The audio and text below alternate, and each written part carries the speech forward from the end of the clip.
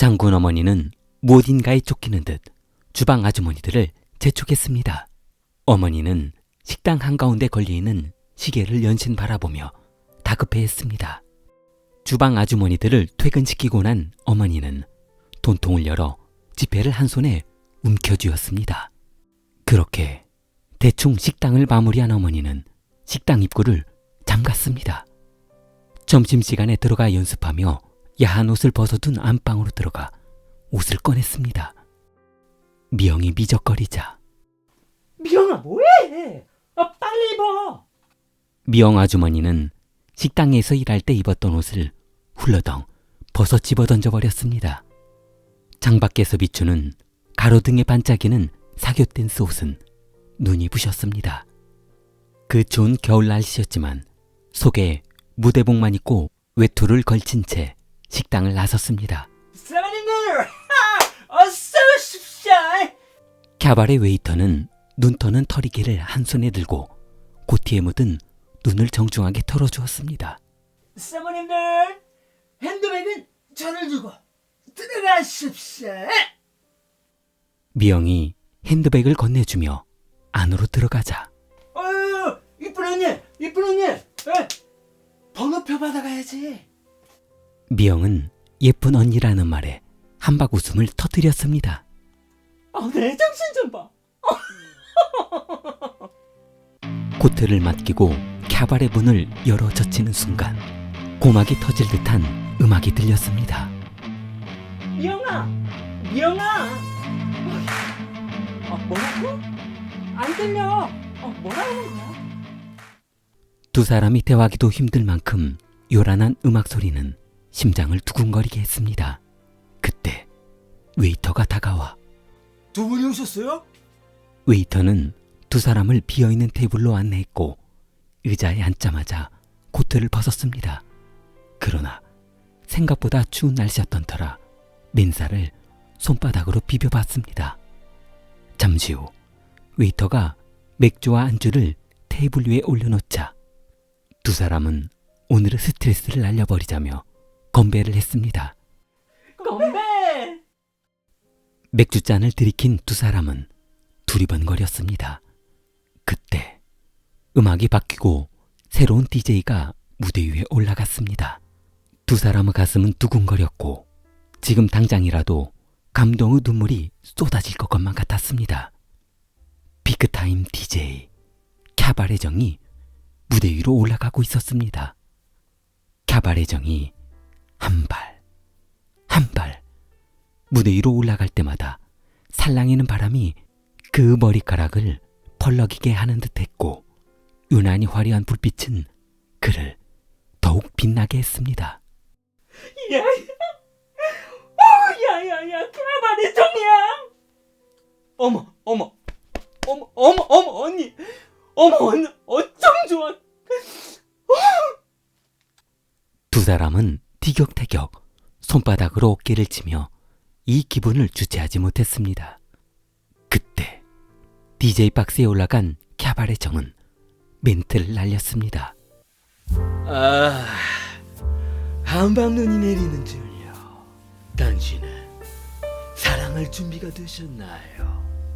준비가 되셨다면 오늘 밤 캬바레 정이 책임지겠습니다. 미영과 어머니는 캬바레 정의 멘트가 끝나자마자 저요. 저 준비됐어요. 나도. 보통 사람이 듣는다면 버터 한 수저는 발라놓은 듯한 느끼한 목소리였지만 그녀들은 마냥 좋았습니다. 캬바레 정은 훤출한 키 1m 80 정도 되는 키에 조각 같은 얼굴이 매력적인 귀공자 타입의 남성이었습니다. 30대 후반이었지만 그를 찾는 아주머니들의 연령대는 아주 다양했습니다. 할머니에서부터 젊은 유부녀까지 아주 다양했습니다. 그렇게 인기가 많았던 반면 그 매너는 아주 좋았습니다. 또한 훤칠한 키에 춤솜씨까지 좋아 그 춤을 구경하는 것만으로도 황홀할 지경이었습니다. 웅장한 음악이 흘러나오고 캬바레 정이 무대 앞으로 나왔습니다. 캬바레 정은 상대 여성이 실력자가 아니고서는 절대로 손을 잡아주지 않는 철저한 사람이었습니다. 장군 어머니 또한 다른 여성과 마찬가지로 그 손을 한 번만 잡아보는 것이 소원일 정도로 엄청난 영광이었습니다. 캬바레정이 능숙한 손놀림으로 여성 강사쯤 되어 보이는 실력자 여성과 댄스가 한창이자 진짜. 예. 일단 예쁘고 봐야 한다니까. 내가 저렇게 못할 것 같아? 나도 이 똥배, 똥배 좀 빼고 이런 살 있잖아. 이것만 빼면 뭐 나도 저렇게 할 수 있는데. 어머니는 무대 중앙을 휘젓고 다니는 여성이 부러울 뿐이었습니다. 입맛만 다시다가 맥주 한 잔을 마시려 했던 그때 음악 한 곡이 바뀌고 캬바레정이 어머니 쪽으로 천천히 걸어왔습니다. 어머니 한 손에 들려있던 맥주잔이 심하게 요동을 쳤고 어머니 눈은 그 눈동자를 똑바로 바라볼 수 없었습니다. 어머니의 심장은 터질 것 같았습니다. 저기 어머니는 생전 살다 이런 영광이 나에게도 오는구나 하며 캬바레정이 손을 내밀었습니다. 사모님, 손 한번 잡아드릴까요? 어머니는 본인도 모르게 감탄사가 나와버렸습니다. 어머니가 캬바레정 손을 잡으려는 순간 옆에 있던 미영이 캬바레정 손을 잡았습니다. 손을 내밀었던 어머니는 멍하니 미영을 바라보며 분명 캬바레정 손은 어머니 쪽이 아닌 미영 쪽으로 뻗어 있었습니다. 그동안 여러 번 들락거렸던 미영을 유심히 지켜봤던 정은 애타는 그녀의 심정을 알아차리고 달아오른 그녀 가슴에 마침내 불을 지폈던 것이었습니다. 그동안 그렇게 친자매처럼 지냈던 장군 어머니는 순간 배신감이 차올랐습니다. 여태껏 캬바레정이 초보자 손을 잡아준 적이 단 한 번도 없었는데, 분명 단 한 번도 없었는데 어머니는 이상한 느낌이 들었습니다. 이거 뭐야? 무대 위에 현란한 두 사람의 스텝을 허탈하게 구경하던 어머니는 그날 저녁 쓸쓸한 하루를 보내며 돌아와야만 했습니다. 분주한 식당은 또다시 빌려드는 손님들로 한바탕 전쟁을 치르고 점심시간이 지나 쉬는 시간이 되자 미영은 언니, 뭐해? 안방 가서 우리 스텝 밟자. 응? 어머니는 시큰둥하는 표정으로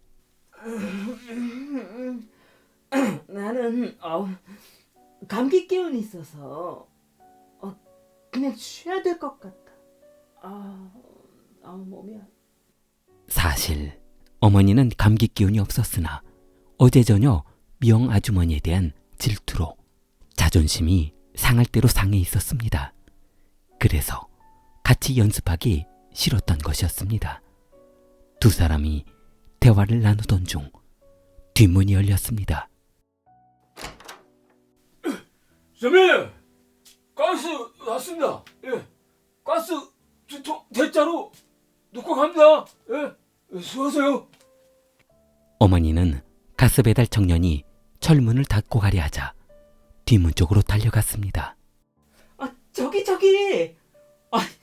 수고도 많이 했는데 와서 커피나 한 잔 마시고 가. 날씨도 추운데 따뜻하게 한 잔해. 여기. 어머니는 가스 배달 청년의 손을 꼭 잡아주며 커피를 건넸습니다. 청년은 수줍어서 어쩔 줄 몰라 했고 두 사람은 즐거운 대화를 나누며 한참을 이야기했습니다. 그때 학교 수업을 마치고 돌아온 장군과 영석은 안방으로 들어갔습니다. 따뜻한 방바닥에 엎드려 밀린 숙제를 하며 즐거운 시간을 보내고 있었는데 누군가 뒷철문을 발로 차며 들어왔습니다.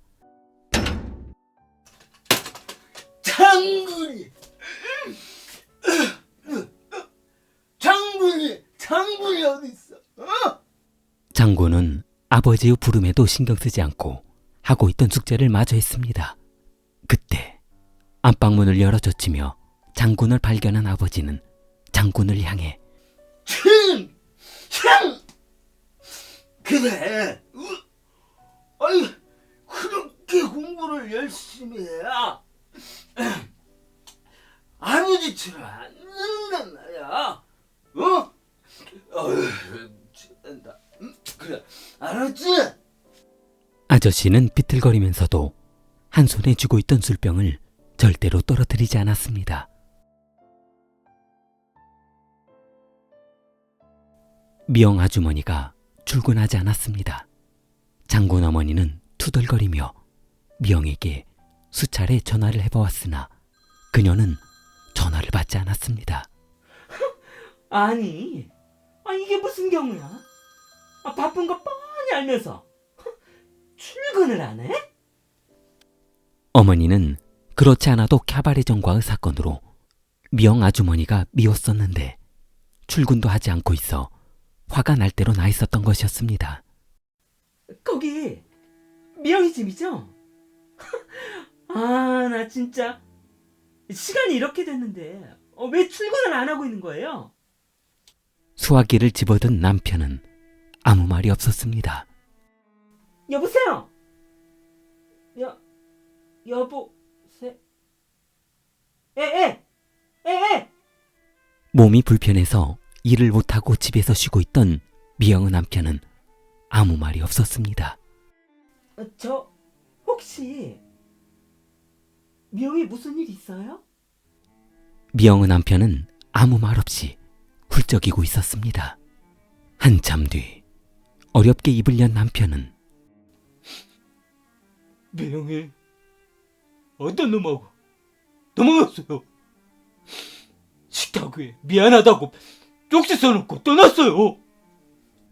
장군 어머니는 순간 하늘이 노랗게 변했습니다. 어떤 놈이랑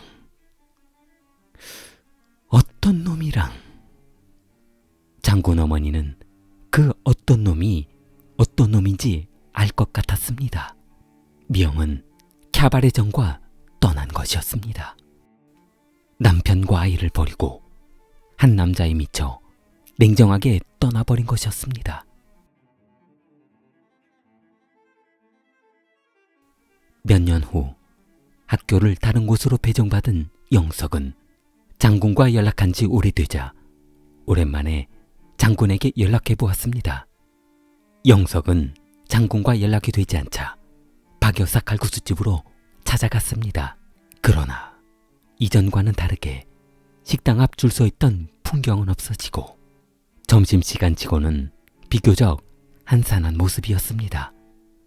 영석은 저 혹시 장군의 집이 있나요? 안방에서 아주머니가 나오며 이전 주인 찾나 보네. 그 사람들 다 떠났어요. 떠나다뇨? 어디로요? 모르셨구나. 그 아들, 아버지는 겨울에 술 먹고 아스팔트 위에서 동사에서 죽었어요. 박 여사는 그 가스 배달하는 청년하고 바람이 나서 도망갔고요. 그것도 참 미친년이지. 그 집안 아주 풍비박산 났어요. 말도 말아요. 그냥 온 동네가 한참 시끄러웠다니까요. 영석은 장군이 멀리 친척집에서 학교를 다니고 있다는 소식을 듣고 차마 연락하지 못했습니다. 어쩌면 장군도 영석도 좋은 추억만 간직하고 싶었는지도 몰랐습니다. 좋아요, 구독 부탁합니다. 킬리였습니다.